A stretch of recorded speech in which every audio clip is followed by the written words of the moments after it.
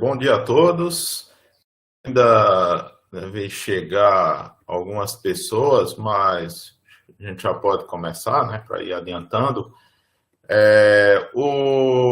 Eu acho que a parte aí de vocês, né, deve ter recebido aí uma comunicação que eu passei na lista de e-mails aí dos estudantes, dos discentes de engenharia elétrica, que hoje à tarde vai ter uma reunião do Conselho Universitário, uma reunião extraordinária, para liberar sobre o calendário do próximo semestre, né, do 2021.1, o calendário aí que vai ser executado.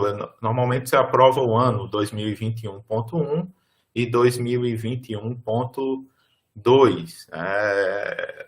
Normalmente é algo que não tem muitos problemas, isso daí é algo que é bem rápido, mas por conta da gente vivendo essa questão de ensino remoto, se muda para uma parte híbrida ou não, acaba às vezes complicando um pouco, porque às vezes um calendário é algo já bem estabelecido. Mas aí o que é que está pegando dessa vez? Está pegando que a gente está praticamente entre 8 e 9 meses atrasado do que seria o usual, né? Então, se você pensar o 2021.1, quando é que ele deveria ter começado? Pela lógica, ele deveria ter começado em março desse ano.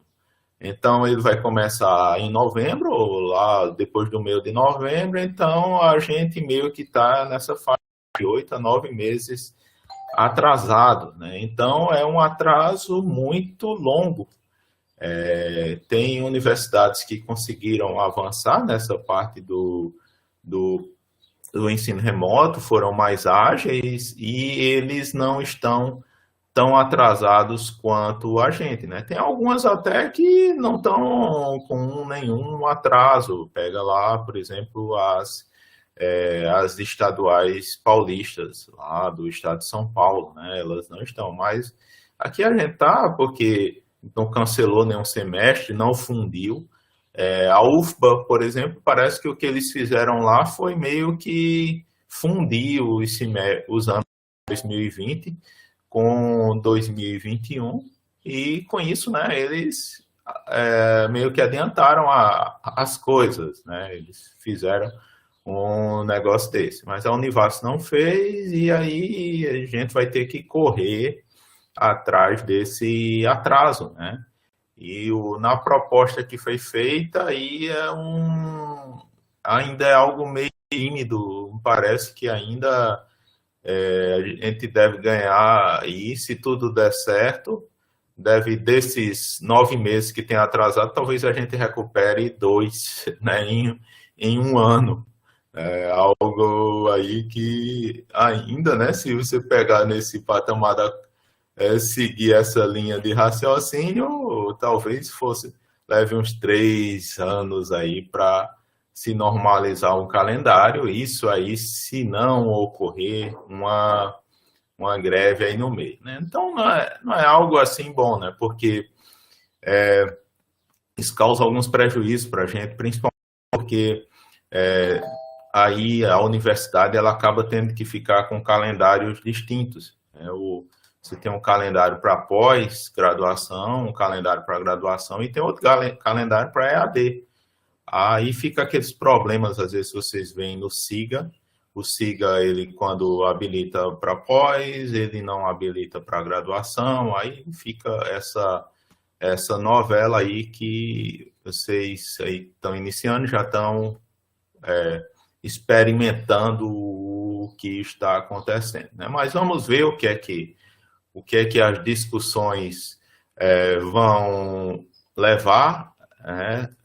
Vão levar aí, eu não sei qual é a margem que vai se ter, né? Se já tem alguma perspectiva do reitor, pelo menos, iniciar a fase 1 do plano de abertura. Não sei se vocês estão acompanhando, mas teve uma reunião do Conselho Universitário e meio que foi aprovado um plano de retomada gradual. Esse plano tem 4 fases, né? Quer dizer, tem 5 fases, porque você pode considerar a fase 0 como uma fase. Então, o que é a fase 0 lá desse plano? É o que a gente está agora. Tudo remoto, com exceção de algumas coisas que recebem autorização especial da reitoria para poder funcionar. Eu acho que tem algumas coisas na área de saúde que são desse jeito, né? Essas coisas aí na área de são desse jeito.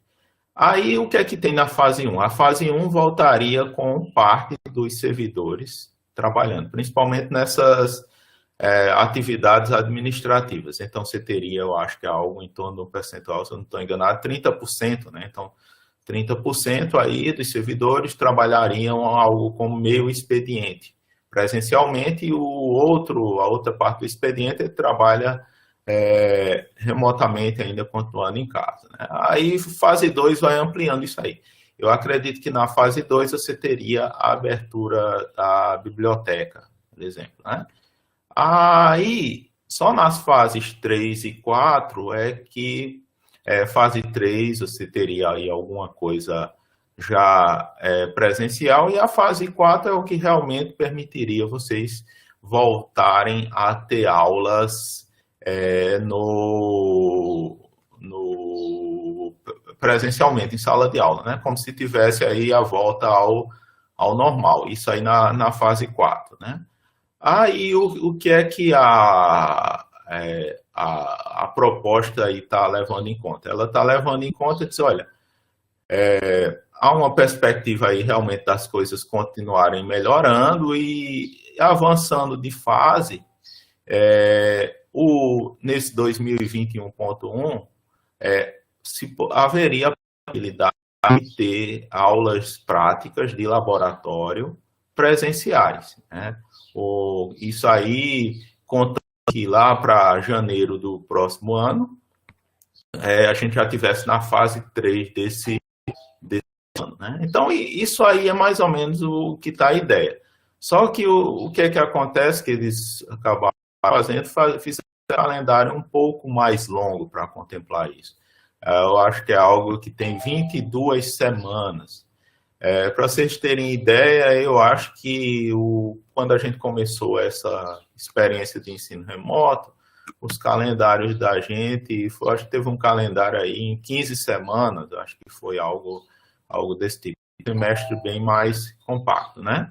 Então, o semestre mais compacto tem essa vantagem de permitir a gente tentar superar um pouco esse atraso. Mas, por outro lado, também não é bom, né? Porque muita gente fica cansado, às vezes as coisas são muito rápidas e sobra muito pouco tempo para ter descanso. Então, esse é o dilema que está, né? Não tem solução fácil.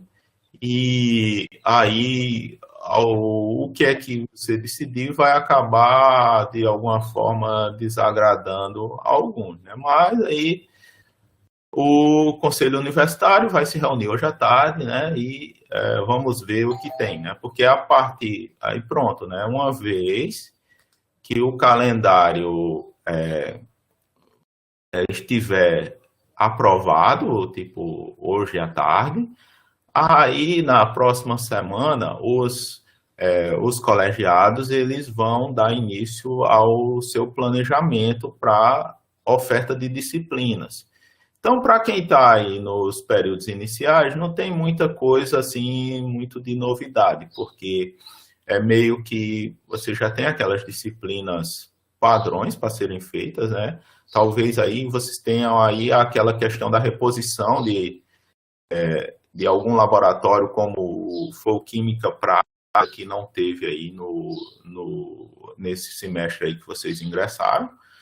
Dependendo dessas condições, pode ser que se tenha, né, do que for aprovado, você pode ter que ofereça para vocês aí a Química Prática, né? Vai depender disso daí.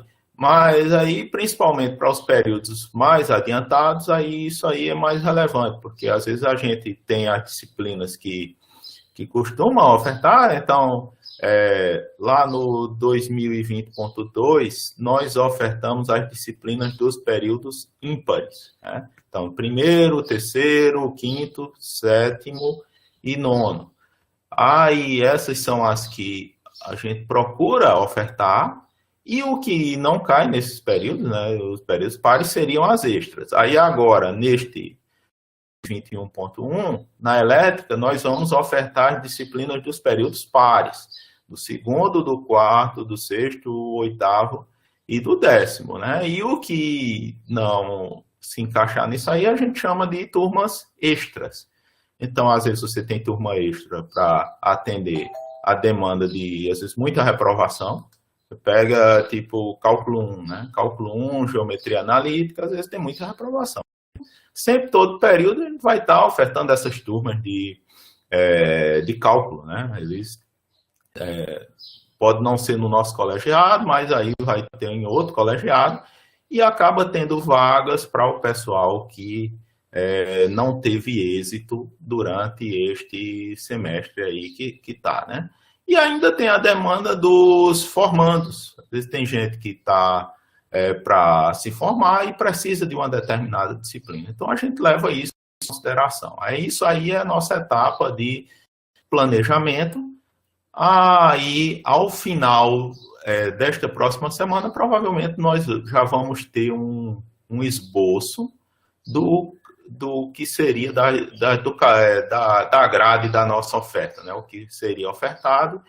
E ainda está sob minha responsabilidade, eu costumo divulgar isso no site do colegiado. Eu acho que vocês já deram uma olhada lá e tem lá a oferta, a parte da oferta, o que está lá, como vai ser as disciplinas ofertadas, né? Duas professoras de Química, eu acho que são 3, se eu não estou enganado, Edna. No nosso colegiado tem a professora Andréia, eu sei que tem a professora Adriana Moreno, do Colegiado de Engenharia Agrícola e Ambiental, mas me parece que tem pelo menos uma terceira professora, se não tiver ainda uma quarta ou professor ou professor, se eu não estou enganado, né? Só que às vezes você tem alguns que preferencialmente acabam, né, dando assumem, né, aquelas turmas com mais frequência, né? Aí a gente tem a questão. O pessoal, só um momentinho aqui que eu...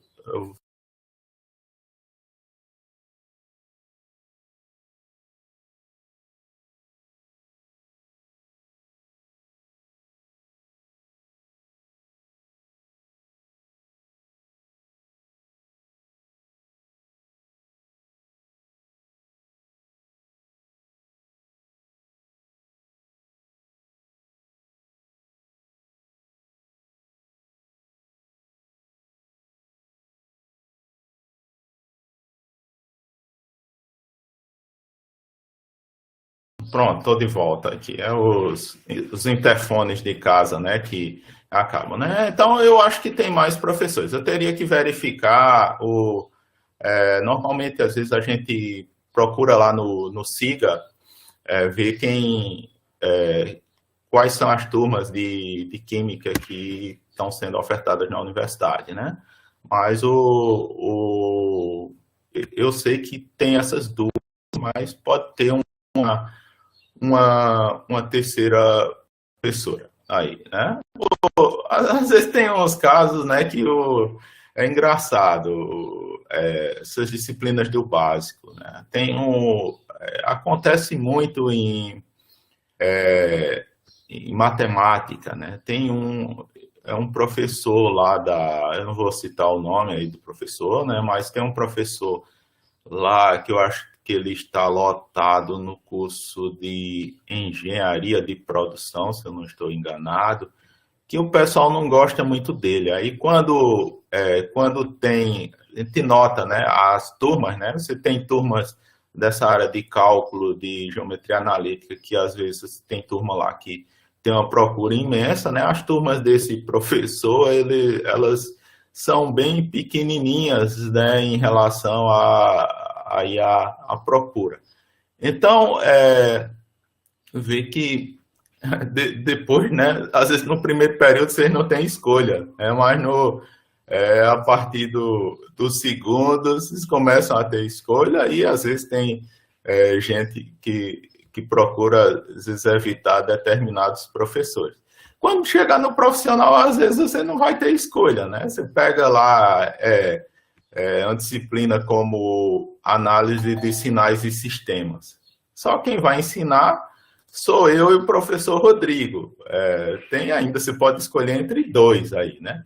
Mas tem umas que é só aquela pessoa mesmo.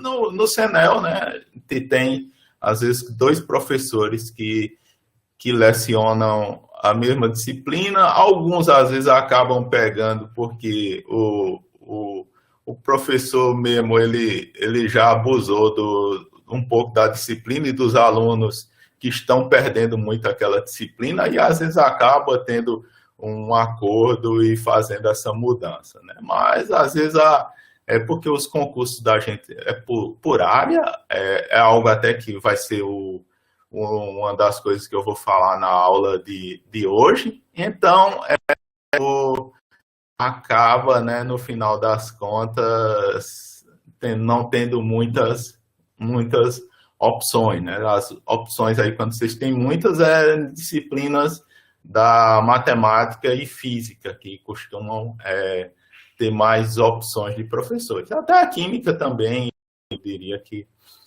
como atende vários colegiados, aí acaba tendo vários professores aí no meio. Mas aí fica o aviso, semana que vem deve fazer isso.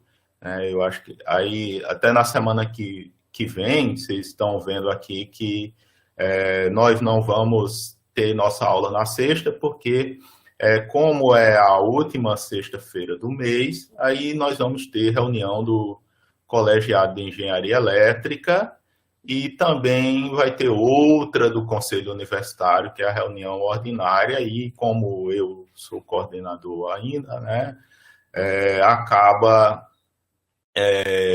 eu não marco a aula síncrona aí para logo em seguida, né? Aí nós não vamos ter. Aí, eu vou, como a gente não vai ter aula nesta síncrona na próxima semana, eu devo colocar aí atividades aí para vocês fazerem, né? Eu não estou devendo aí a atividade assíncrona para vocês, ela faz parte também para a gente conseguir cumprir a carga horária, então deve estar colocado. Eu só eu peço até desculpa, eu estou um pouco cheio, né, porque está aparecendo essas coisas de reunião e também está na reta final do meu mandato aí como coordenador e a gente deve ter eleições para coordenador em outubro, né, e vocês, alunos, vocês votam também, né? Vocês votam aí. Aí eu estou organizando também essas eleições aí como voluntário. Aí também é alguma coisa a mais para fazer. Aí eleições, planejamentos, aí eu estou me virando como posso aí nas disciplinas que a gente que eu estou ministrando, né? Eu estou com 3 disciplinas aí. Estou com Introdução à Engenharia Elétrica, Rede de Computadores e Princípios de Comunicação. Aí acaba, né? Corrigir prova, essas coisas, e vou encaixando aí as atividades. Então vamos lá, né? Então tá esses avisos aí, vocês devem em breve aí ser os candidatos aí que a chapa aí para coordenador do colegiado, e eu acho que lá em outubro aí, provavelmente na segunda, terceira semana mais tardar, vocês vão ser convidados a votar usando um sistema de consulta lá da Univars, né? Vai ter sistema de consulta que permite fazer a votação. Então vamos lá, nossa aula de hoje é sobre a atuação do engenheiro eletricista. Então, até agora, nós tivemos digamos, as duas últimas aulas relacionadas à profissão. Primeiro, a gente falou de regulamentação, isso aí é muito importante, os sistemas, o sistema CREA, CONFEA, aí as leis que regem, código de ética e coisas relacionadas. Depois, aí, nós falamos de mercado de trabalho, então essa relação entre empregos de engenharia e o PIB, né, é algo também muito relevante. E agora, né, nessa de hoje, eu vou falar sobre a atuação do engenheiro eletricista, né? Então, meio que, qual o objetivo dessa aula? Se diz, professor, eu estou começando o curso agora, né? Eu já vou pensar aí na área de atuação. Aí eu digo para você, é importante fazer isso, né? Às vezes mesmo vocês estão começando o curso, mas ainda tem muita gente ainda que tem dúvidas aí se realmente é o que quer, né? E começa com o resultado não é aquela que queria, né? Principalmente a parte matemática e física, e às vezes acaba chegando essa dúvida, né? Às vezes tem a questão que chega de aí, será que isso vai dar dinheiro mesmo, né? Também, né? Eu vou ter alguma função que eu goste, né? Então, o objetivo de hoje é exatamente aí ajudar vocês em relação a isso e até fazer com que vocês tracem um plano, né? Tem gente que gosta de planejar tudo, então a pessoa já pode estar planejando aí, já tem uma ideia em que área vai atuar e pode pegar e ter uma formação mais adequada àquela área, né? Então, se você está pensando em trabalhar numa empresa privada ou abrir o seu próprio negócio, talvez seja interessante aí você ter uma participação numa empresa júnior para ganhar um pouco essas habilidades. Se você está pensando em um concurso público, você vai enfocar mais em quê? Talvez no conteúdo das disciplinas aí, pegar, talvez, escolher disciplinas optativas que lhe ajudem aí a conseguir bem um concurso, né? Então, é importante você meio que já traçar um rumo para o que vai vir adiante, né? Então, eu vejo a importância aí nesse sentido, né? E até, se você quiser também mudar de curso, serve para isso, né? A gente tem aí várias pessoas aí que mudam de curso, inclusive aqui nessa turma de vocês de introdução à engenharia elétrica, tem pessoas que começaram inicialmente em outros cursos. Eu acho que tem um aluno que veio da engenharia da computação e outros dois aí, se não estou enganado, vieram da engenharia agrícola. Já teve aluno também que veio de transferência externa. Então, tem vários casos aí de pessoas com as suas respectivas origens, né? Então, vamos lá. Eu vou aqui pegar aqui, o objetivo hoje, né? Eu vou parar aqui a câmera também para ficar uma área maior. Eu vou mostrar algumas coisas aí e vou pegar aqui algumas informações paralelas também que estão carregadas aqui sobre, principalmente, editais de seleção e o que precisa, né? Que eu acho que isso é bastante relevante, né? Essa questão. Então vamos lá, né? Atuação do engenheiro eletricista. Então, a gente fosse começar, né? Onde é que estão os empregos? Onde é que o engenheiro eletricista atua? Então eu fiz essa divisão aí por setor. A gente tem, poderia dizer, tem dois grandes setores: o setor público e o setor privado. E tem ainda pessoas que estão sem um vínculo formal, como nós vimos naqueles dados aí a respeito dos empregos em engenharia, está aumentando muito essa tendência aí de profissionais autônomos, que eles podem estar aí, talvez como um microindividual, ou algum tipo de regime que possa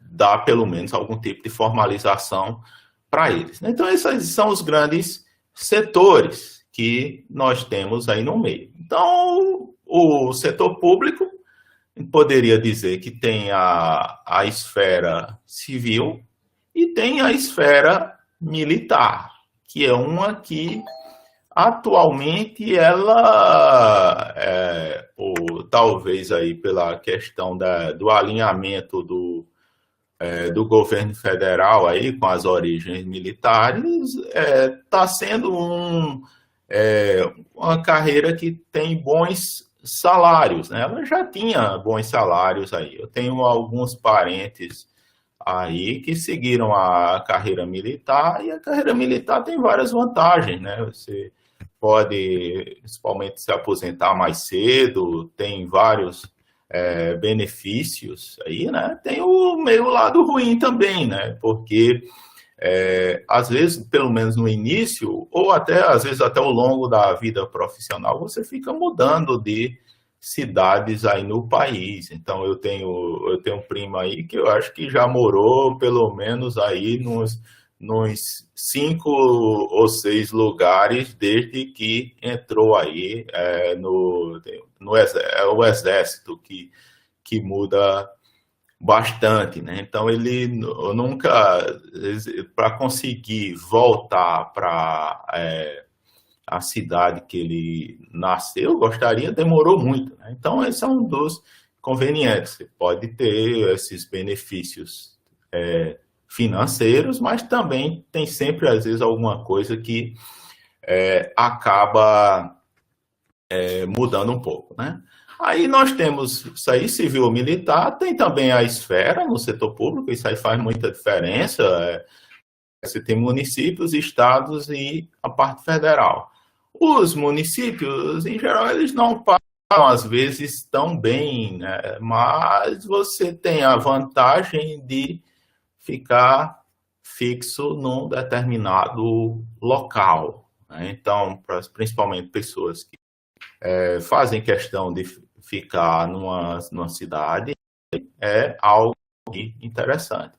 Aí a gente tem também aí um pouco nessa linha os estados aí é muito dependente do setor de educação. Às vezes você tem setores como a educação e a saúde que concentram mais essa atuação do estado.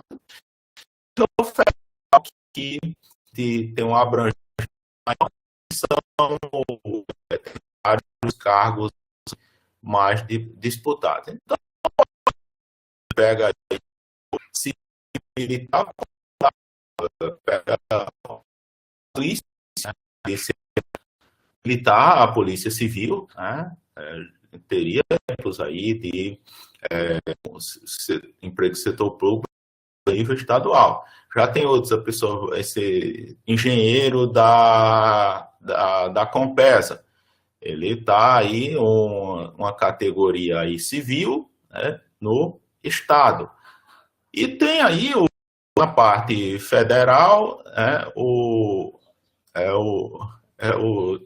tem a pergunta aí de travamento. Travamento é um negócio muito subjetivo, né? Às vezes é uma coisa a gente não sabe se é com a gente ou com o restante aí, né? Mas eu percebi aí que tem algumas conexões que estão meio instáveis Eu vou saber mais ou menos depois, até pelo menos para mim aqui não está dando muito alerta com relação a isso, né? Na transmissão. Então, acho que pode ser, nesse caso aí, algumas conexões individuais que não estejam muito.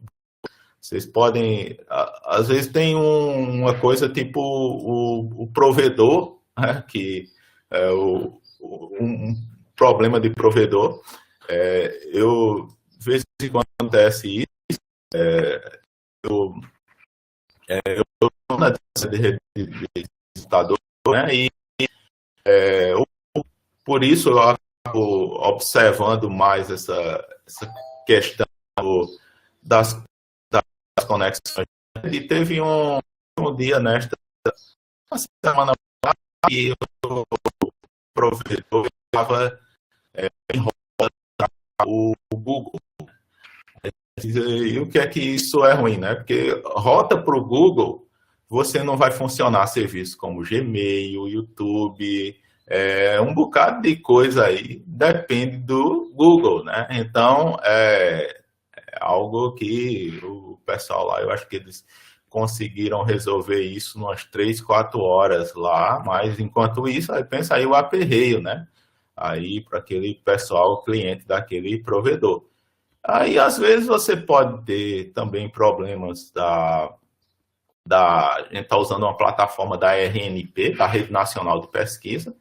Quando é um problema dessa plataforma, aí realmente é ruim, fica ruim para todo mundo. Às vezes ninguém consegue entrar na sala, mas eu acho que hoje não é o caso. Hoje está mais parecendo aí que deve ter algum provedor de vocês aí que não está fazendo o trabalho correto. Mas vamos lá, né? Qualquer coisa aí tem a gravação ainda, tem uma gravação boa, né? Não, mas é algo que, infelizmente, esses problemas técnicos é algo que de vez em quando acontece, né?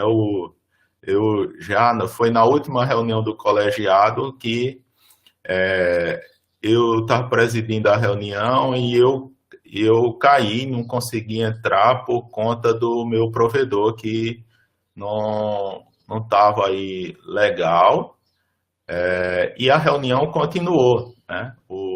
A reunião continuou lá, né? E só depois aí de um tempo foi que eu consegui realmente de volta estar acessando a reunião.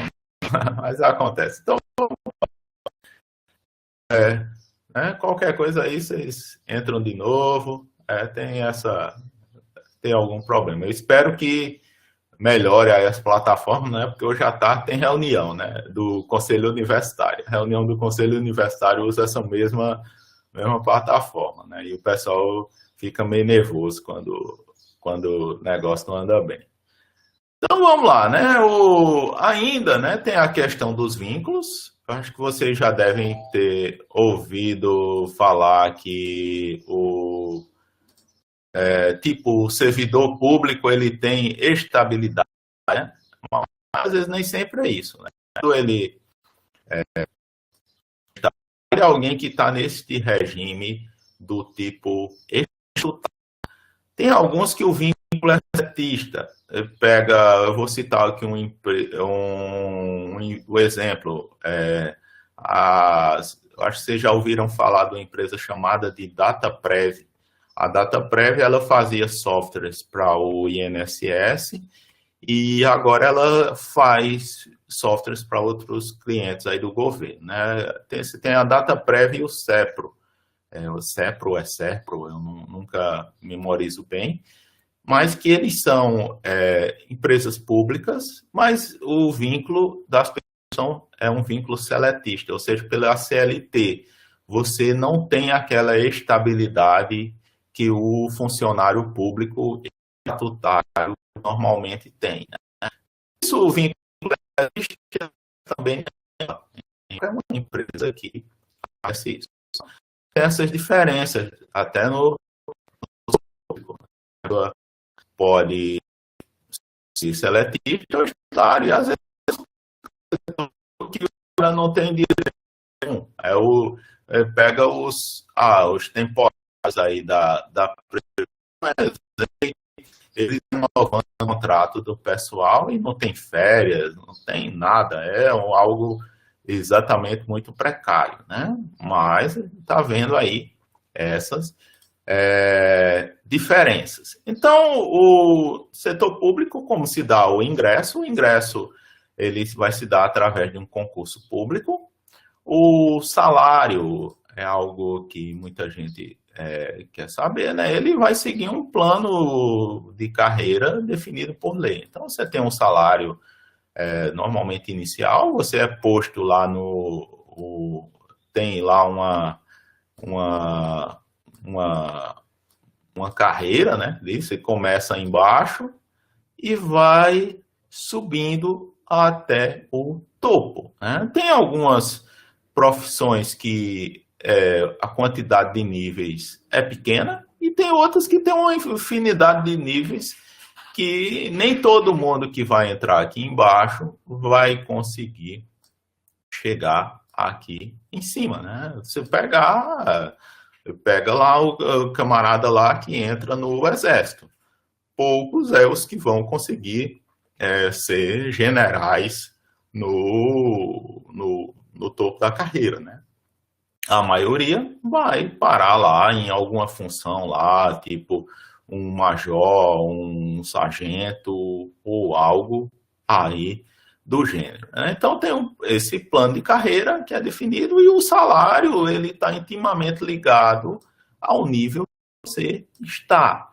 Já tem algumas carreiras, como as carreiras de estado, que a pessoa já entra com um salário muito próximo do topo. Já tem outras que você vai incrementos atuais, né? de professor universitário, né? A gente às vezes depois vai chegar nisso aí, mas a pessoa lá que entra como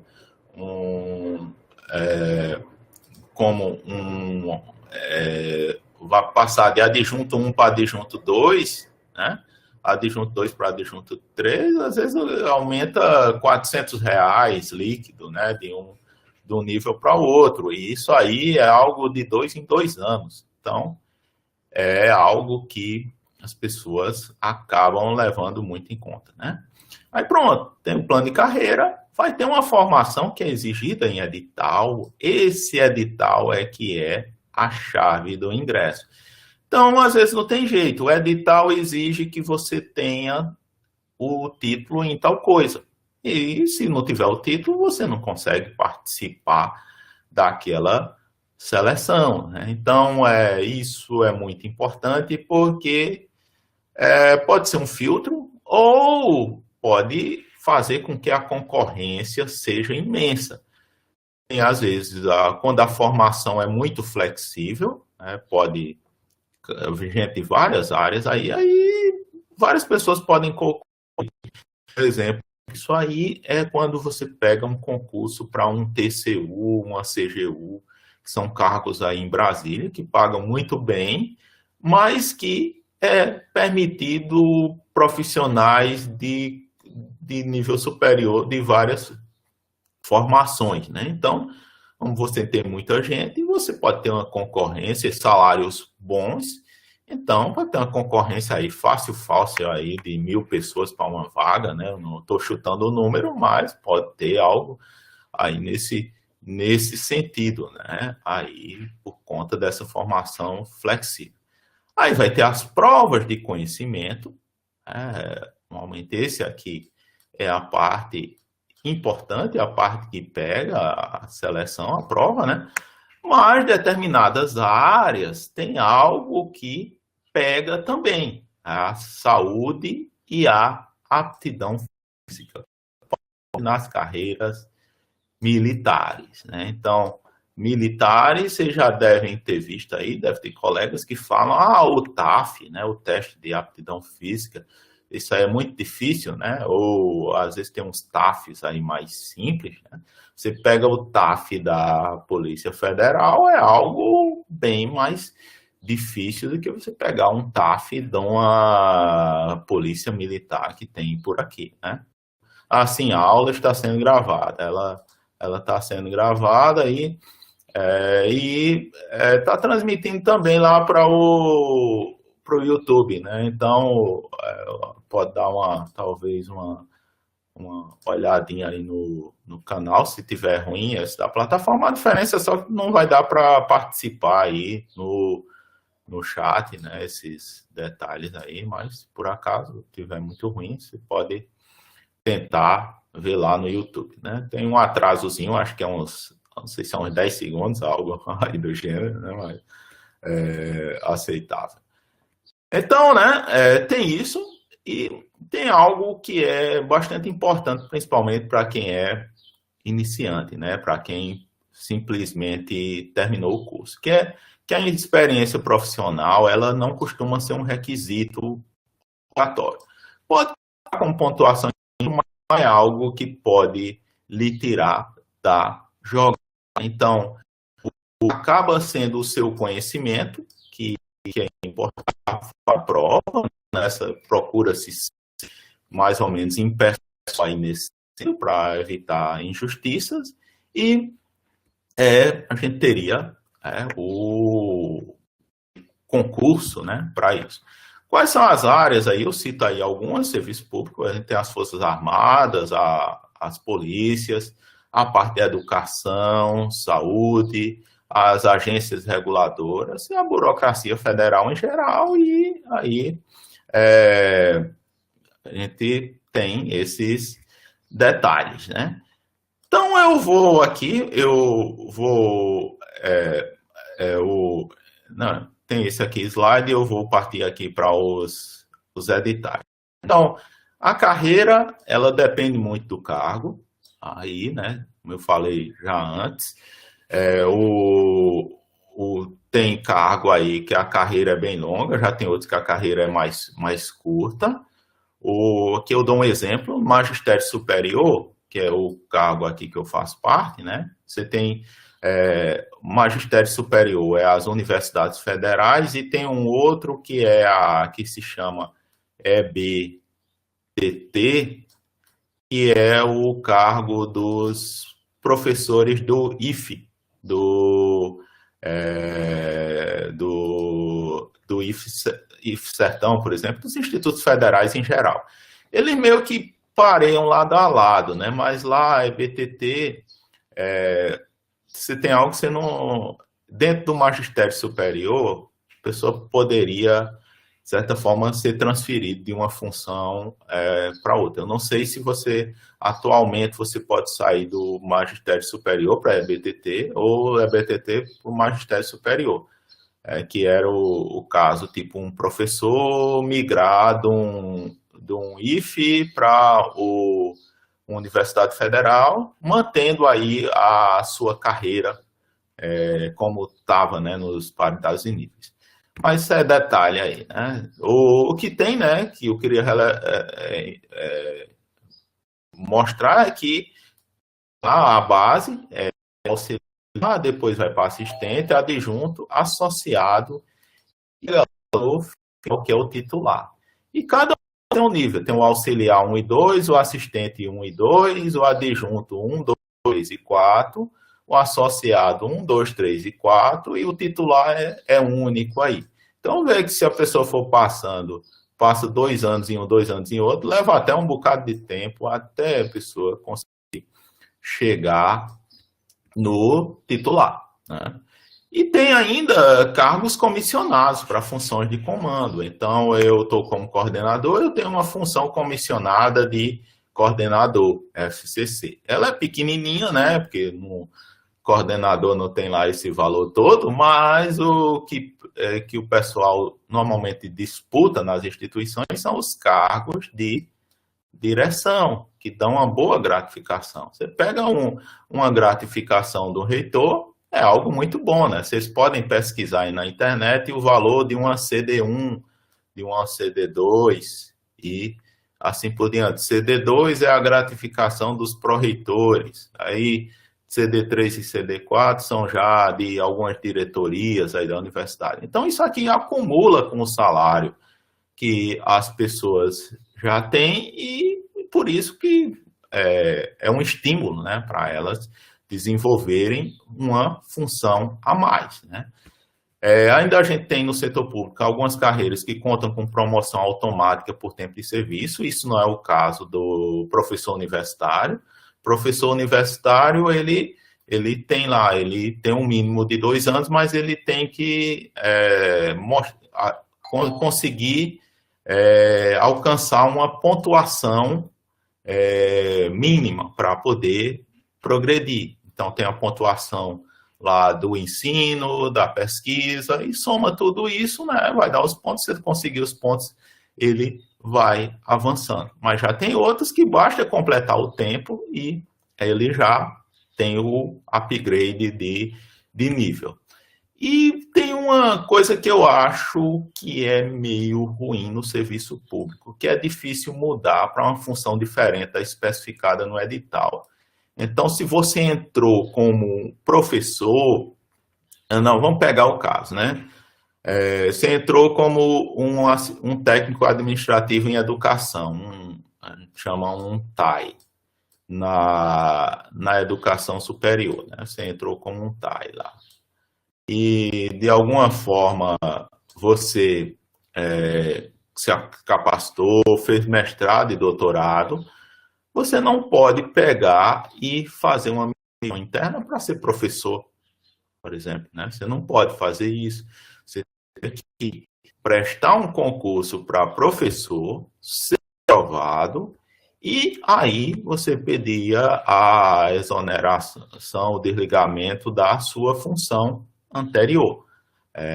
É algo, né, que se vê que é complicado, né? Porque às vezes você pega na iniciativa privada uma pessoa que começou lá de baixo e se tornou o chefe da empresa aí, né?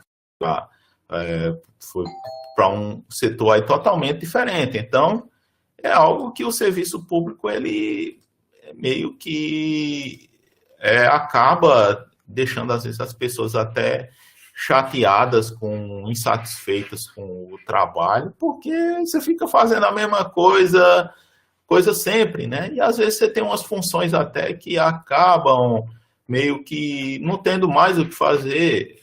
Eu via muito na Universidade Federal de Campina Grande, aí, quando eu fiz graduação, que tinha lá trabalhando na biblioteca.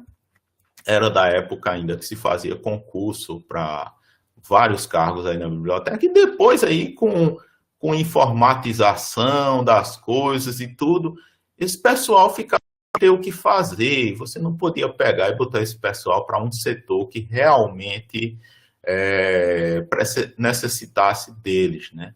E ficava aquele pessoal sem fazer nada, eles até emperravam a transformação digital, porque aí ficaria muito evidente que eles não têm nada para fazer, e aí, né, ver que isso é um problema. Mudanças aí no governo tentando agilizar isso, mas, de certa forma, as leis maiores engessam isso daí. Então, agora vamos ver aqui alguns editais de carreira aí para o serviço público, né, ligados aí à engenharia elétrica. Então, eu selecionei aqui alguns que estão abertos, ou se abriram esse ano, né, e normalmente costumam abrir todos os anos, que aí eu vou começar aqui pelas Forças Armadas, né? Então, vamos pegar aqui alguns pegar aqui um do Exército, vamos pegar aqui, né, o Exército. Opa, tenho ferramenta aqui. Então, o que é que esse edital, né, o edital de junho de 2021, que faz o concurso de admissão ao curso de formação de oficiais da ativa do quadro de engenheiros militares. Então, a ideia aqui é que você pegue alguém que já tenha uma uma formação, né, tipo engenheiro, médico, odontólogo, e esse pessoal vão, através de uma formação lá, né, no Exército, eles vão incorporar os oficiais, né, os oficiais do Exército. E normalmente isso é ligado a uma função específica, como no caso a gente tem os engenheiros militares. Então é um edital longo, tem muitas páginas, mas vocês veem aqui que o que é que tem, né? Tem 4 vagas para engenharia de comunicação, 4 para de engenharia de computação e engenharia elétrica, 2 vagas de engenharia eletrônica, 2 vagas de engenharia de produção, 4 vagas para algo relacionado à engenharia civil, tem mecânica e por aí vai, né? Da elétrica, nós temos engenharia elétrica propriamente dita, tem a eletrônica aqui, né, com 2 vagas, e tem ainda a parte de engenharia de comunicações.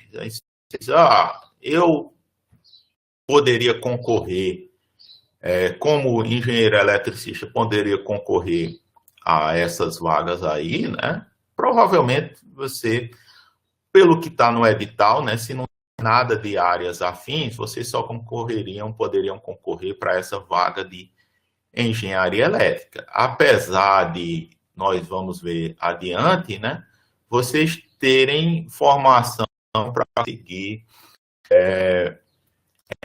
com engenharia eletrônica e talvez até engenharia de comunicações, porque tem uma área comum.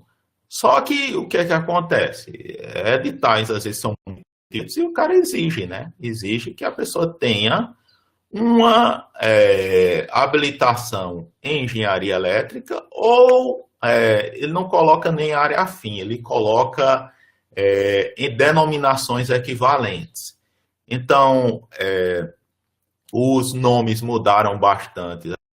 Hoje em dia, a gente com essas denominações, os cursos eles já não mais têm negócio de ênfases, como se chamava, né? O cara, a engenharia elétrica tinha lá várias ênfases, como na época que eu me formei. Eu me formei em engenharia elétrica, ênfase em telecomunicações. Aí depois acabaram esse negócio de ênfase, aí você é uma dessas coisas que, né? Ou engenharia eletrônica, ou engenharia elétrica, ou engenharia de comunicação. O lado ruim, né, é que você não vai poder concorrer aí para todos, mas você vê que em termos de conhecimento, até no ENAD, você pode fazer questões das áreas aqui sem problemas, né? Porque considera como engenharia elétrica como se fosse a parte maior e aí essas outras como subdivisões. Mas aí a lição que fica disso, né, pessoal, é que o diploma ele já começa a ser um fator, né, para que algumas ações mostrar como essas coisas. Então, tinha vários nomes aí das engenharias. O MEC fez um enxugamento. Então, engenharia elétrica, o que aqui, pegava aqui.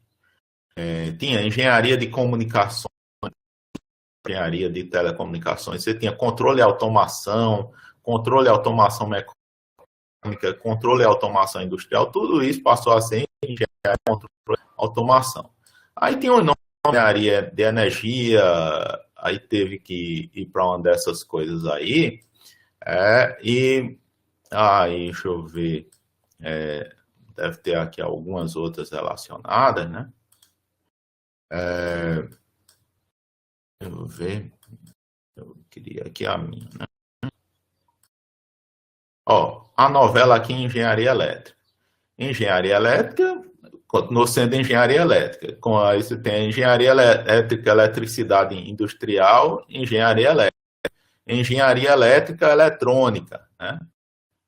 Aí aqui vai ser um desses dois. Aí provavelmente, se você tem um diploma ainda do passado que era engenharia elétrica eletrônica, o edital lá possa lhe deixar participar nos dois, ou engenharia elétrica ou engenharia eletrônica, porque tem esses dois nomes. No meu caso, ele está aqui, engenharia elétrica, ênfase em telecomunicações, né? Engenharia elétrica, modalidade de telecomunicações. Aqui eu teria um dos dois, né? Engenharia elétrica ou telecomunicações. Possivelmente eu poderia concorrer nos dois, né? Eu poderia aqui concorrer isso daí nos dois. O áudio, deixa eu ver, vocês estão me ouvindo? Deixa eu ver aqui se... deixa eu só fazer um teste aqui, né? Vamos ver.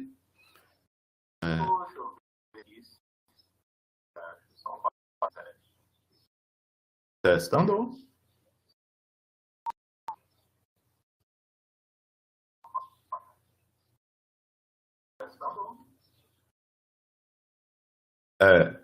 Pessoal, foi algo tempo. Eu fiz teste lá no YouTube, que eu ouço aí com o atraso, né? Mas às vezes vocês têm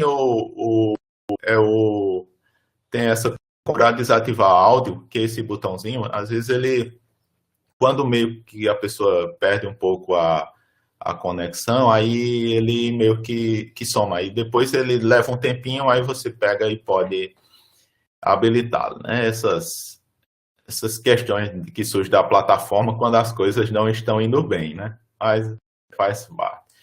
Então, olha, aí você tinha engenharia elétrica, sistemas de potência, engenharia elétrica, né? Você vê que engenharia elétrica, eletrotécnica, sendo engenharia elétrica, note que o que meio que acabou ficando para ser engenharia elétrica propriamente dita, era o que se denominava de eletrotécnica e sistemas de potência. Isso aqui realmente é a parte das altas tensões, né? Vocês veem que em eletrônica a pessoa trabalha com baixas tensões, 5 volts, 12 volts.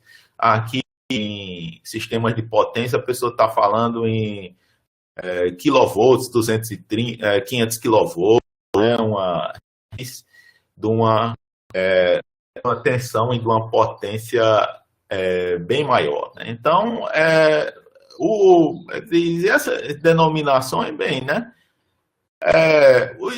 Aí vai fazer, se a pessoa não chegar e colocar engenharia, requisito, diploma, graduação em engenharia elétrica ou áreas afins. Se ela não botar isso, quer dizer que vai ficar só com engenharia elétrica. Se botar áreas afins, aí você diz, o que é afim de engenharia elétrica? Aí, se for pegar as classificações da CAPES, engenharia elétrica está na área 4, se eu não estou me enganado, área 4.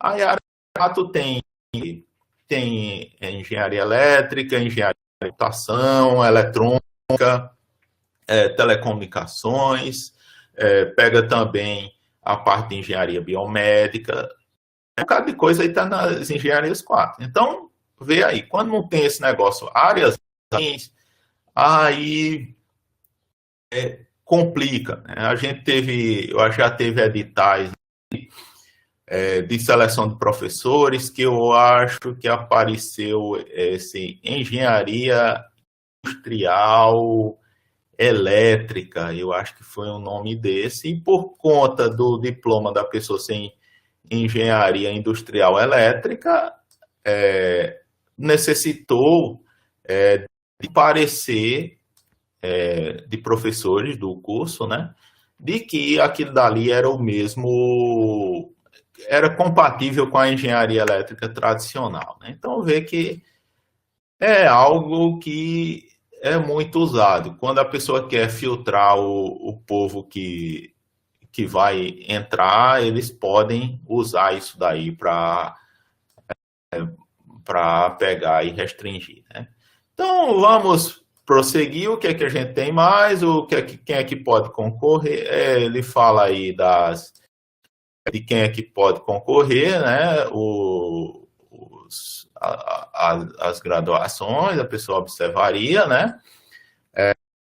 Tem ainda, como é instituição militar, ele bota um requisito etário, idade, né? Aparece. No caso aqui do Exército, 26 anos, ó. Então, aí o pessoal aí que já está mais velhinho já não vai. Por quê? Que é que eles alegam essa questão de idade? Porque você tem que o tempo, né, que levaria para você alcançar lá o topo da carreira né? Então, se a pessoa ficar muito velho, não conseguiria chegar nesse ponto, né? Então, eles acabam restringindo a idade. Se alguém aí já tentou entrar também no ITA, no Instituto Tecnológico de Aeronáutica, aí, que é curso de graduação, né, vê que no ITA também tinha, né, eu não sei se foi derrubado isso aí, uma restrição de idade que a pessoa poderia entrar lá, né? Então, vê que essa aqui tem a idade de 26 anos, né? Tem as outras coisas de praxe, que tem muito em concursos em geral, olha, e tem algumas regras bem interessantes que você vê, né? Essa aqui, ó.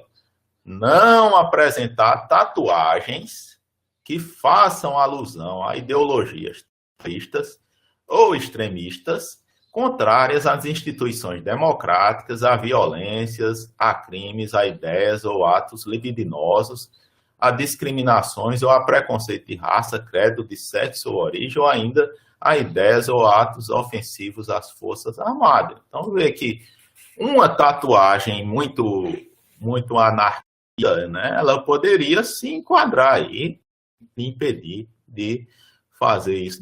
Então, o conselho que eu dou de quem ainda não sabe o que vai querer fazer da vida, que deixe aí para fazer tatuagem aí quando ficar mais velho, né? Pelo menos aí você já não esgota aí as suas opções de emprego aí na vida, pelo menos por enquanto, né?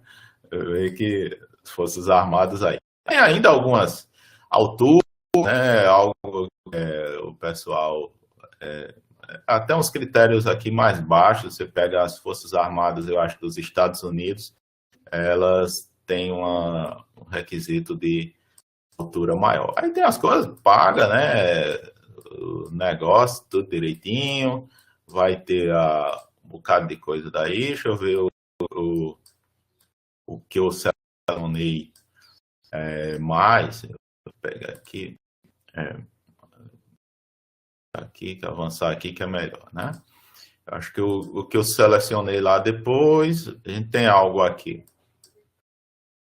O que é que vai ter no concurso de admissão? Exame intelectual, inspeção de saúde, aptidão física, avaliação psicológica e procedimentos de heteroidentificação, que é aquele caso quando se concorre com algum tipo de cotas raciais e assim por diante, né? Porque eles também obedecem essas leis de cotas e você tem vagas ampla concorrência e tem, às vezes, as vagas de cotas, né? Então, tem esses procedimentos disso daí. Prosseguindo, né? Então, eu acho que chegar à parte que eu selecionei, a próxima deve ser algo relativo ao que se pede de conteúdo, né? De estar interessado em engenharia elétrica, então, ver o que é que vai cair relacionado à engenharia elétrica. Vai ter as coisas, né? A parte física aí, né? Mas aí muitas pessoas não. Vai ter o conhecimento geral, você pega português, uma prova que sempre tem, inglês, e aqui tradução, interpretação de textos, costuma ser tão complicado. E aqui cada especialidades, você tem aí o que se precisa, né, para isso. Vamos ver aqui, chegar, isso aqui não tem muita coisa, chegar ainda aqui a engenharia da computação, aí se tiver algum com colegas aqui relacionados, né? Tem engenharia de comunicações, ó, só para vocês verem aqui, ó, engenharia de comunicações. A gente tem na nossa matriz curricular circuitos elétricos, é comum, tem eletrônica digital, que esses assuntos aqui tem. Matemática aplicada, isso aqui é a parte de análise de sinais e sistemas que eu ensino, também é comum. Processamento digital de sinais, isso aqui tem uma disciplina optativa do professor Rodrigo, que tem aqui também. Teoria das comunicações, a gente tem muitas das coisas aqui, elas são da disciplina de princípio de comunicação. O que é que não tem muito aqui é a parte de, a gente poderia dizer, de eletromagnetismo aplicado a antenas e propagação, né? É a parte que nós não temos muito e talvez essa parte de sistemas de comunicação que aí é um conteúdo mais à parte, né? Mas você vê que um bocado daquele conteúdo de engenharia de comunicações ele está aqui na matriz da engenharia elétrica e se o edital não restringir o né, permitir uma área afim, você poderia fazer, né, estudar para o que você não tem aí na grade específica. Já na engenharia elétrica, a gente tem o tradicional, né, circuitos elétricos, isso aqui ele está atribuído entre disciplinas, circuitos 1, 2 e 3. Sistemas de potência, isso aqui vai ter disciplinas como sistemas elétricos, aí que mais lá para o 7º período que vai ensinar sobre isso, né? Controle servomecanismo, disciplina de controle que a gente tem. Não apareceu não, Rogério, aqui o colega estiver tentando entrar, não apareceu o apitozinho. Normalmente você tem um apito e aí vem para eu autorizar, né? Aí no momento deve ter alguma... Talvez ele tentando novamente, né? Não sei. Aí vai, né? Mas ainda não apareceu o apito. E a janela pop-up que tem. Então tem controle, né? Encerra os mecanismos. Você vê que tem meio como se ele estivesse colocando a ementa de uma disciplina como controle. Então, tem isso aqui. Conversão de energia. Tem a disciplina aqui, conversão de energia, professor Edgardo, e depois, né, a sequência dela, algumas coisas aqui estão na disciplina de máquinas elétricas, tem relações, uma disciplina também. Distribuição de energia elétrica, eu acho que esse conteúdo, se eu não estou enganado, deve estar aí em algum tipo de sistemas elétricos ou alguma disciplina como GTD, geração, transmissão e distribuição, né? Medidas de sistemas elétricos, nós temos uma disciplina, medidas elétricas também sobre isso. Agora sim, apareceu alguém, Domingos, né, para entrar. Não sei se vai conseguir. Eu aprovei a entrada.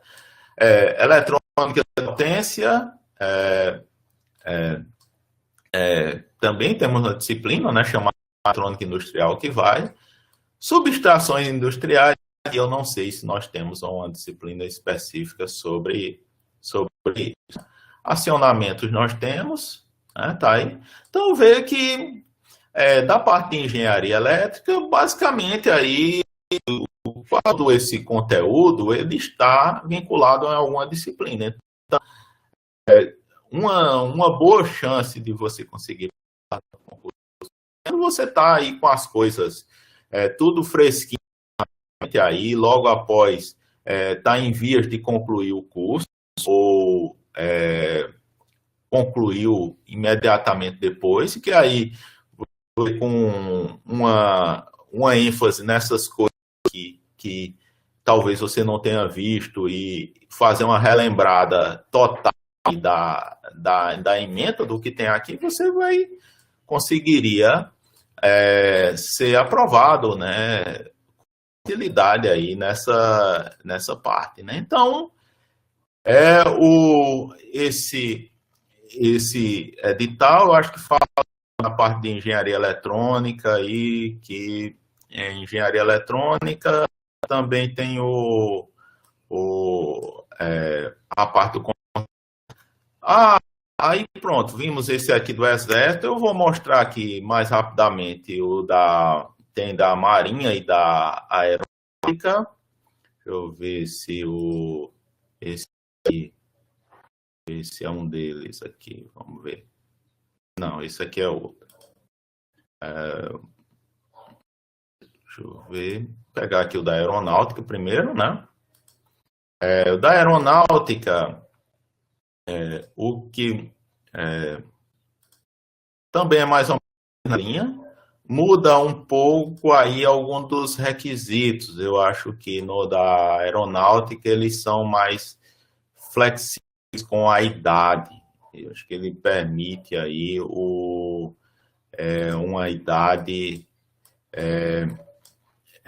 maior, né? Então, também eles chamam de exame de admissão ao estágio de adaptação de oficiais engenheiros da aeronáutica no ano, né?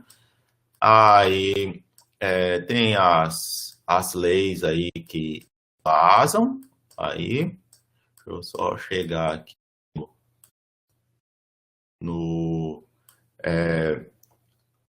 você vê que cidadãos brasileiros natos, então tem que ter nascido no Brasil, um dos requisitos aí para muitas forças armadas, né? Ambos os sexos, com aptidão física e mental para assumirem funções inerentes à carreira militar, né? Já vai tem aí as questões específicas relacionadas aí ao trabalho, né? Em questão de cotas aí também no meio. Deixa eu ver aqui, tem a parte das condições que eu acho que é bem relevante, né? Pronto, né? As condições, né? Brasileiro voluntário, né? A pessoa tem que não completar 36 de idade, aqui, né? Aqui é a idade que está colocada, né? Aí, né? Vamos ver aqui a parte das vagas. Só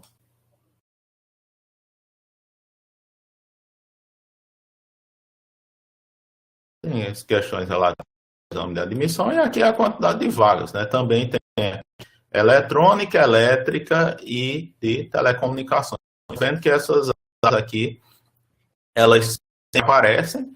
Pode ser que engenheiro eletricista possa tentar para as três, pode ser que ele, dentro da restrição, né, ele possa só fazer aí a da engenharia, se ela tiver especificado exatamente no edital do concurso aquela restrição do diploma, né? Isso daí, às vezes, as pessoas até no final das contas acabam brigando na justiça, às vezes por essas coisas, por palavrinhas colocadas lá no concurso.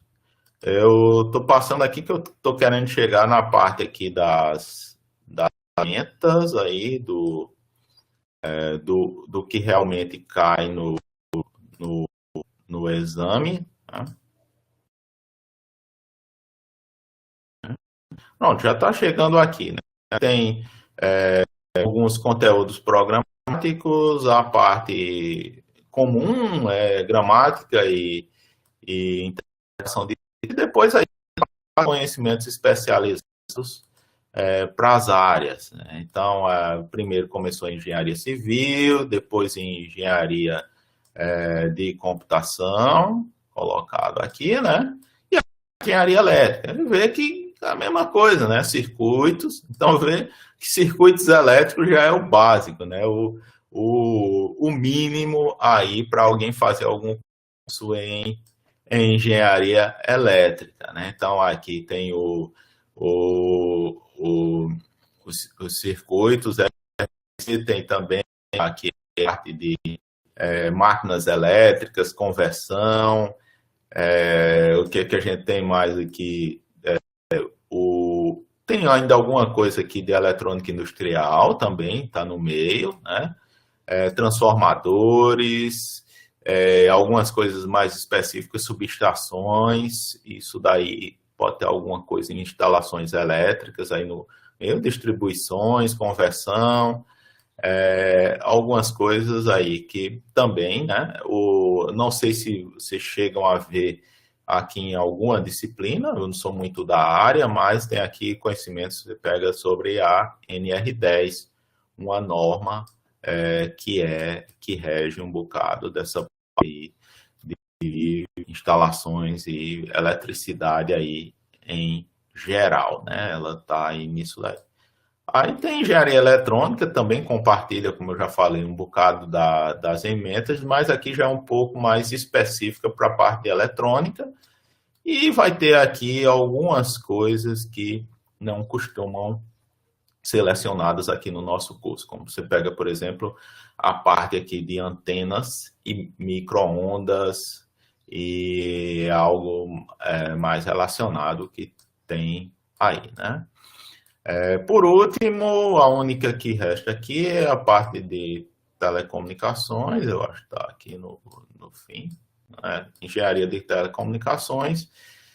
Aí já tem específicas aí que aqui realmente a gente não vê, né, no curso de engenharia elétrica da Univasf, né? Mas aqui é o aeronáutica e eu acho que por último tem o da Marinha, né? Também aqui o da Marinha eu selecionei aqui algumas coisas, né? Aqui nós temos pelo menos ex-alunos aí que fizeram engenharia elétrica. Eu tenho conhecimento de pelo menos um que está na Marinha, outro na Aeronáutica, aí que entraram aí como engenheiros e fizeram esses cursos de formação de oficiais, né?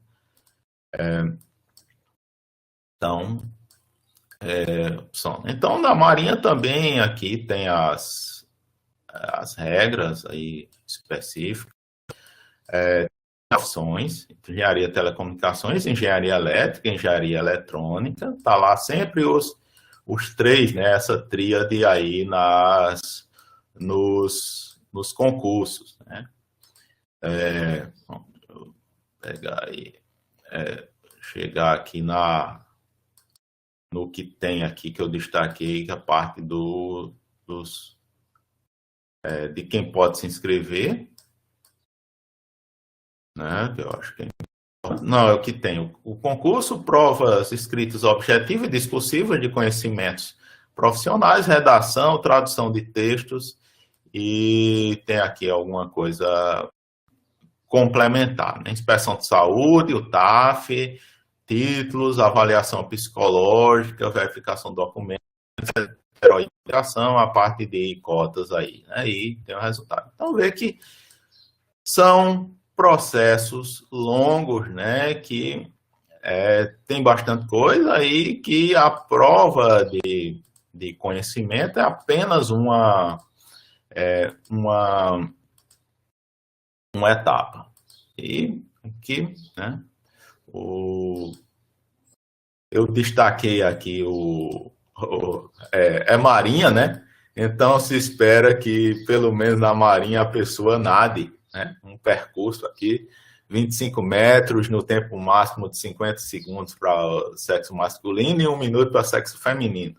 Tem aqui a parte da corrida também, que é bem razoável, acho que o pessoal jovem aí consegue aí correr 2.400 metros, homem em 16 minutos e mulher aí em 17 minutos aí, né? Podem aí, é um teste interessante fazer, né?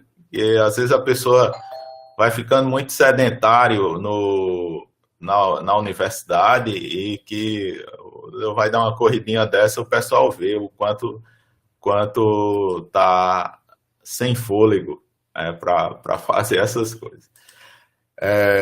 Só aqui. pegar e mostrar só no final a parte das emendas. Vocês vão ver que também é bem parecida. Os conhecimentos aí, ele está longe aqui de fazer, né?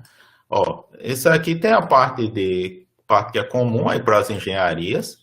É algo que é interessante porque vai pegar a parte de cálculo. Então, as emendas de cálculo, elas estão colocadas aqui, ó. Derivação, integração, equações diferenciais, tal. Tá os cálculos tudo linear, numérico, tudo isso aí está no concurso da física também, né? Física também. E depois é que tem o que é específico para as funções de engenharia, né? Então, aqui de engenharia que passou, mas o de engenharia elétrica, circuitos, eletromagnetismo, eletrônica de potência, tudo isso aqui são disciplinas aí que vocês veem ao longo do curso. Então, temos aí essa carreira militar, mas também tem a parte aí civil, né? A educação aí, elas eu vou até voltar no meio, mas vamos voltar aí para nossa atuação. Então, vimos aí alguns editais, né? Isso aí é o setor público, mas não necessariamente eles vão ficar aí no público. O setor privado é bastante importante. O importante é fazer algo que você goste realmente e que satisfaça o que você está querendo, né? E lá, às vezes você pode estar querendo trabalhar menos, às vezes você gosta de uma dinâmica mais intensa, de um trabalho mais mais eletrizante, né? E vai ser pode optar ou não por um setor ou outro. O importante é não esgotar as suas possibilidades. Então, o estágio, ele pode ser uma porta de entrada para o emprego. Então, você já tem a possibilidade de fazer estágios obrigatórios e estágios opcionais também na engenharia. O conhecimento técnico, ele não costuma ser o requisito principal na contratação. É óbvio que você quer alguém que entenda da ciência da engenharia, mas muitas vezes pode ser que aquilo dali não seja suficiente para você passar numa etapa inicial de uma dinâmica de grupo. Ele pega, por exemplo, eu não sei aí se vocês já tiveram a oportunidade aí de fazer alguma seleção em alguma empresa dessas maiores para alguma outra função, né, que não tenha sido a engenharia, mas vê que às vezes você bota lá, eles botam o pessoal lá junto, lá uma salinha, para fazer desenhozinho, para fazer brincadeirinha, e aqui dali o psicólogo, ele está ali avaliando e ele pode pegar e você não passa para a etapa seguinte, né? Que a etapa seguinte aí os conhecimentos técnicos realmente poderiam ser aferidos. Então, às vezes tem a habilidade de liderança, trabalho em grupo também é muito valorizado, né? Então, o conhecimento técnico você vê que é diferente. No serviço público, nos concursos, você faz uma prova, e se você não passar naquela prova, já era, não vai passar adiante, né? Vai ter um conhecimento que você não vai fazer o TAF lá nas militares, né? Porque você foi eliminado, né? Então, na iniciativa privada é diferente. Você tem essas dinâmicas de grupo e eles costumam verificar outras coisas além do conhecimento. O diploma, ele não costuma ser um fator determinante. Isso aqui eu falo com ressalvas, né? É lógico que se você tem lá um diploma do Instituto Tecnológico de Aeronáutica ou da USP, aquilo dali vai pesar muito, né, na sua contratação.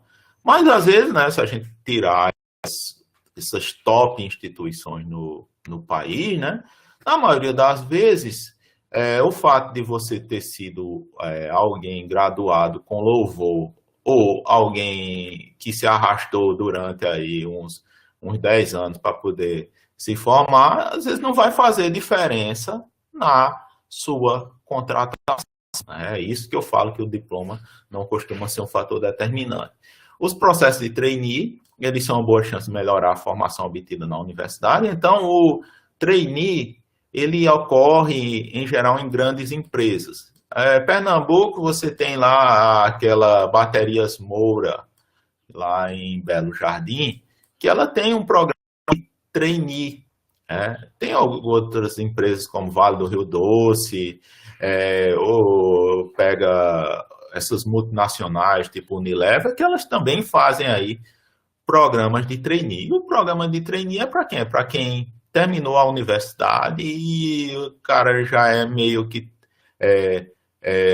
contratado sem experiência, mas o foco ali é fazer ele passar por vários setores da indústria, né, da empresa, e conseguir melhorar a formação dele, e provavelmente depois de passar pelo processo de trainee, ele vai já assumir algum posto chave na empresa, se ele corresponder.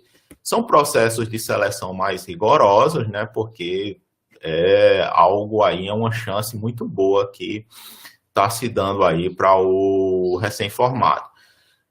No setor privado também a experiência costuma ser valorizada. Aí você tem níveis, aí a pessoa entra que é formação específica, mas você tem o engenheiro júnior, a pessoa que saiu logo pouca experiência ou quase nenhuma, depois vai concursos, e com o tempo ela pode ser classificada aí como engenheiro pleno. Depois aí, por último, quando a pessoa já tem aí mais do que os seus 10 anos de experiência, já assumiu funções aí de chefia, ele poderia ser considerado aí um engenheiro sênior.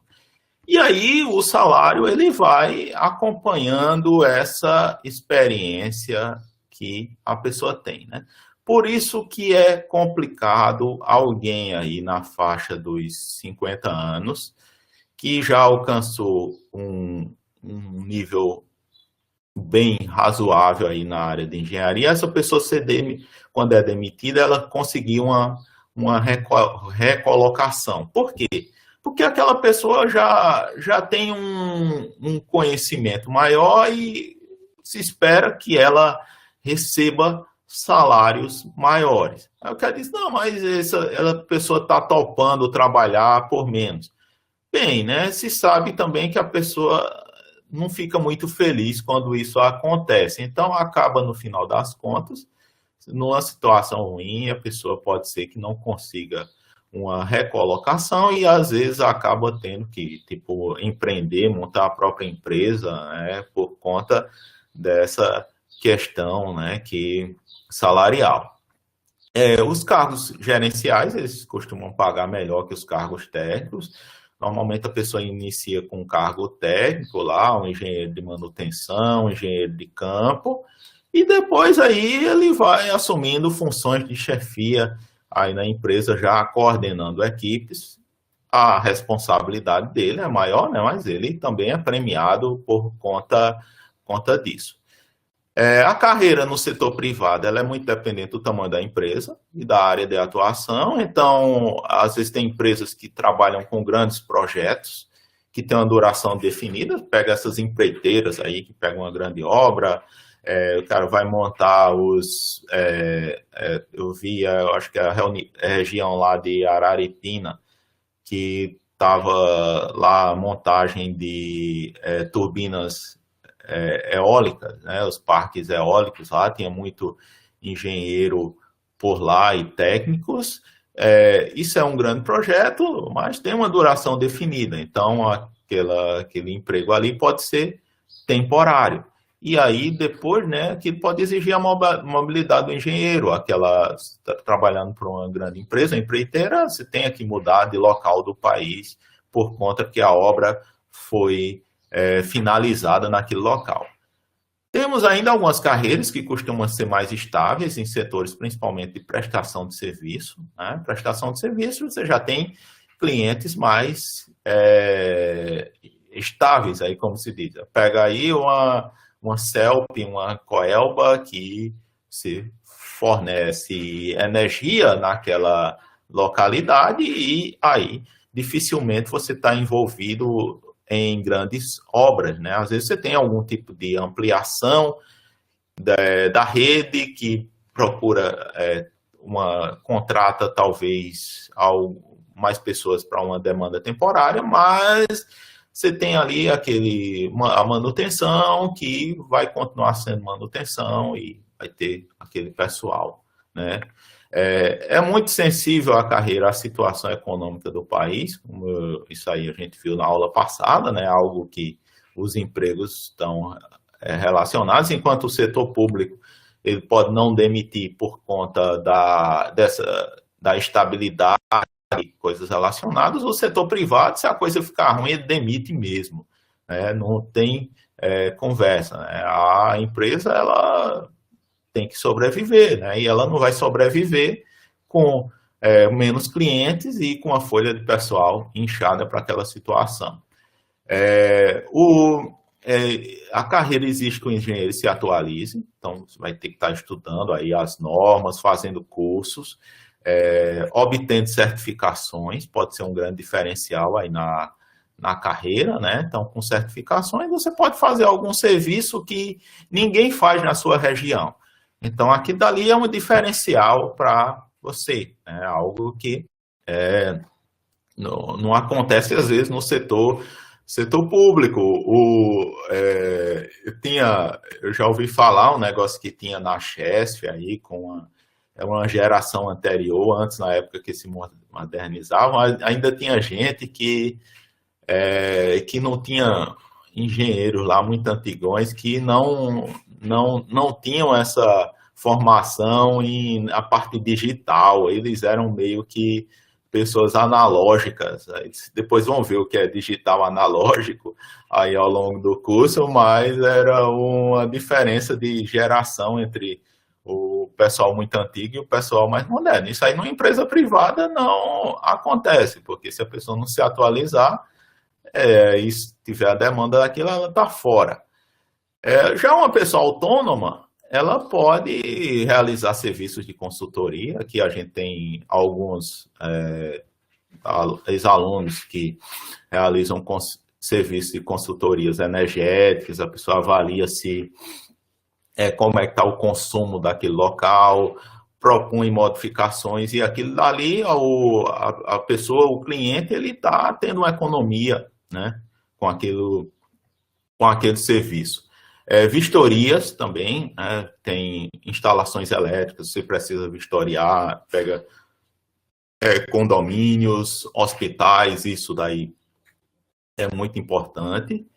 Laudos, você precisa também de laudos, aí um laudo aí que está tudo certo, aquilo dali, assinar, né, e para fazer, ter a responsabilidade ali do engenheiro sobre aquela determinada questão, aquela obra. A gente tem também, né, pequenas empresas que às vezes só tem um engenheiro, um único apenas, e tem pessoal técnico, né? Você pega, por exemplo, a instalação de painéis solares, a pessoa pode ter aí o autônomo, o engenheiro, dono da empresa, né? E que ele tenha lá 1, 2, 3 técnicos aí que foram capacitados e eles fazem montagens aí de painéis solares. Você tem projetos elétricos, o projeto já é alguma coisa maior do que um serviço de consultoria, né? Você pode ter clientes como empresas, hospitais e obras em geral. Então, vê que também tem muito emprego aí para o pessoal autônomo. A questão é se inserir e ganhar um nome e conseguir clientes na região de atuação. Está chegando aqui no final, né, as áreas de atuação, a responsabilidade, né, se a gente for pensar de responsabilidade técnica, né, se você for ter que registrar alguma coisa lá no CREA, aí vai depender do que você tem lá no registro, as suas atribuições, e as suas atribuições dependem do seu diploma, onde você fez, né, qual a ementa, e dos cursos que você for fazendo ao longo da sua vida e for registrando. Então, isso aqui é muito importante, né, que às vezes você não pode também atuar em toda a área que você queira, se você não tiver essas atribuições, né. No mínimo, você até pode fazer o trabalho lá, mas alguém que tenha a atribuição é que vai poder assinar e se responsabilizar por aquilo dali. As áreas tradicionais, que a gente chama grandes áreas tradicionais, isso aqui é meio como eram os cursos de engenharia elétrica meio no passado,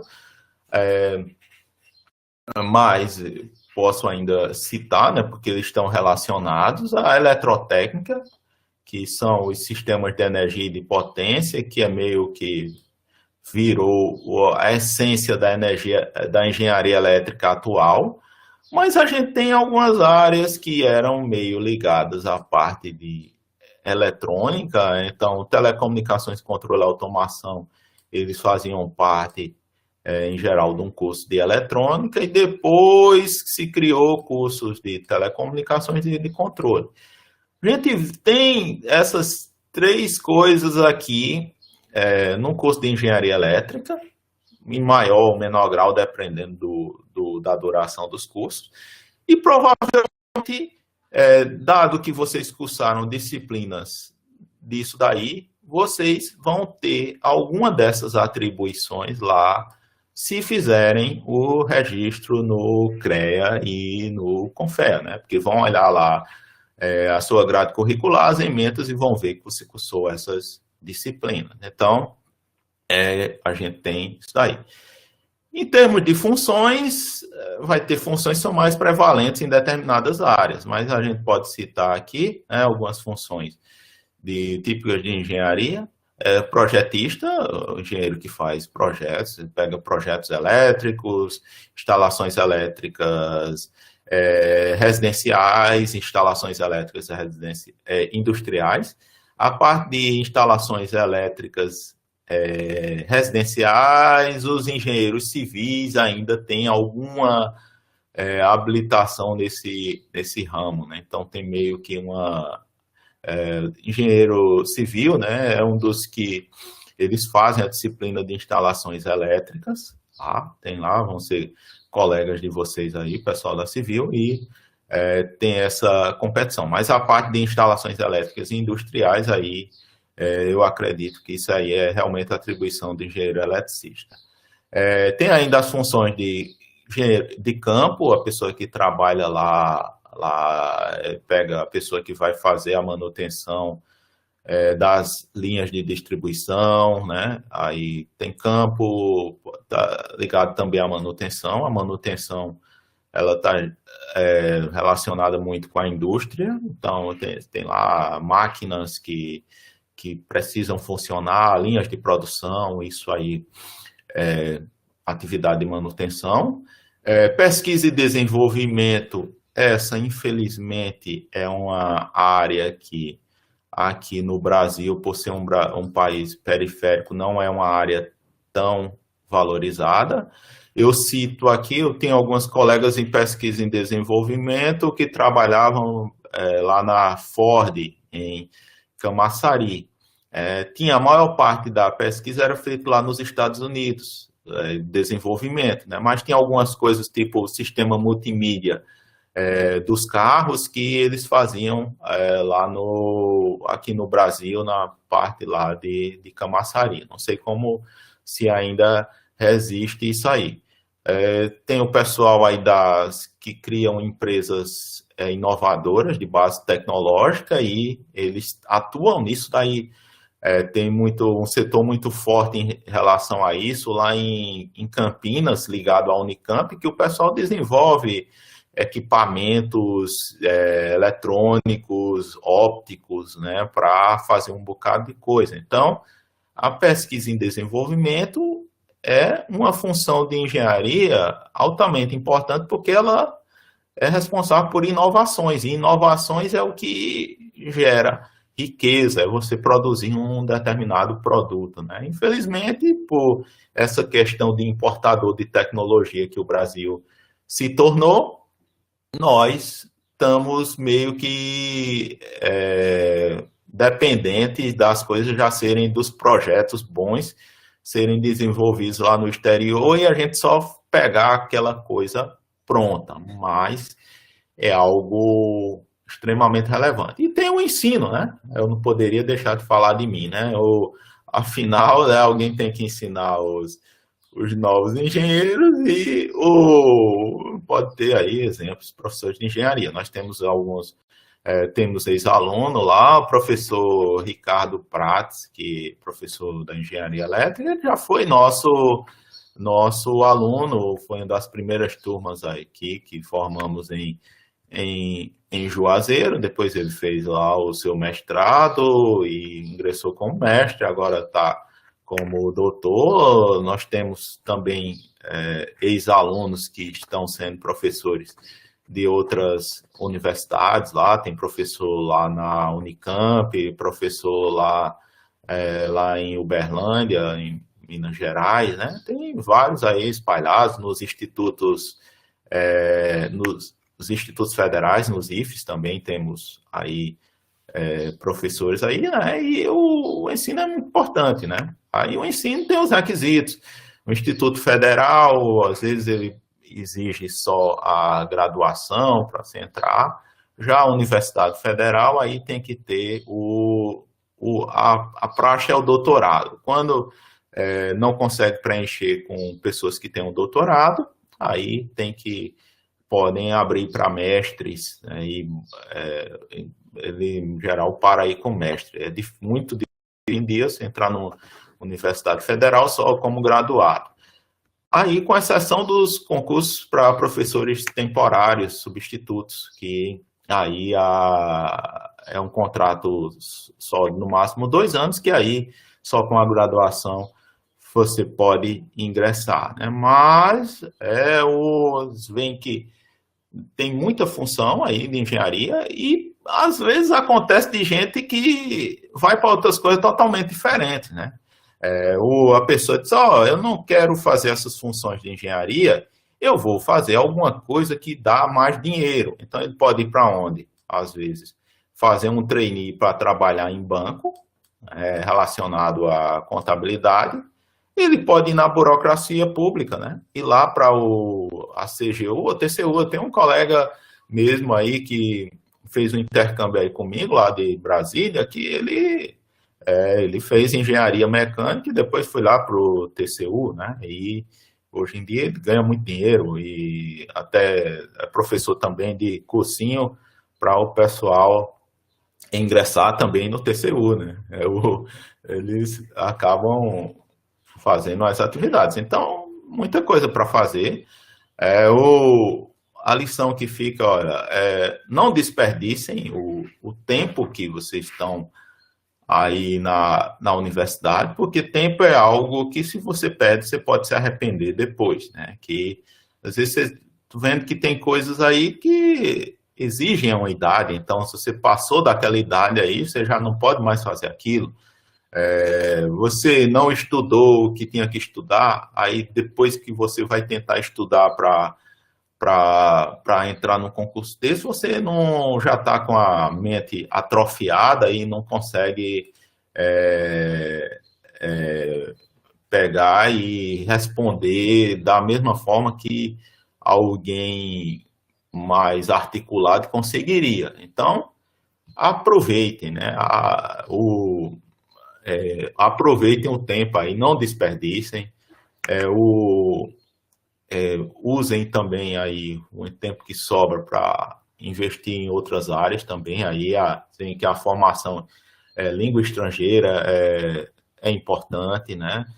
Essas habilidades aí numa empresa júnior, talvez um projeto de iniciação científica, uma monitoria, isso daí também vai lhe fazer você ter habilidade com as pessoas. Então, você, às vezes, tem gente que é bicho do mato e você olha quando ele chega e quando ele sai e vê que o curso realmente realizou uma transformação nesse indivíduo. Ele torna uma pessoa melhor articulada, uma pessoa que consegue falar em público, expor as ideias e trabalhar em grupo aí com as pessoas, né? É importante também, né? Porque a gente não faz nada aí sozinho, né? Então, não, tem coisa aí que eu não dou perfil dessas coisas, então vê aí alguma coisa que dá para o seu perfil, né? Ou, sei lá, você estuda bem muito e aí tenta lá um concurso nesses lugares aí que exija só o conhecimento aí. Tem uma pergunta aí, pode falar aí, Maria Clara.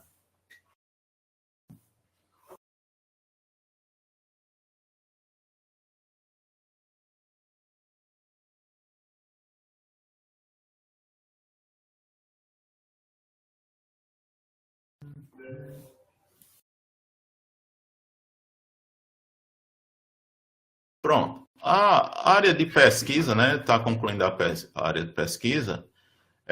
O que é importante você se qualificar na área de pesquisa, né?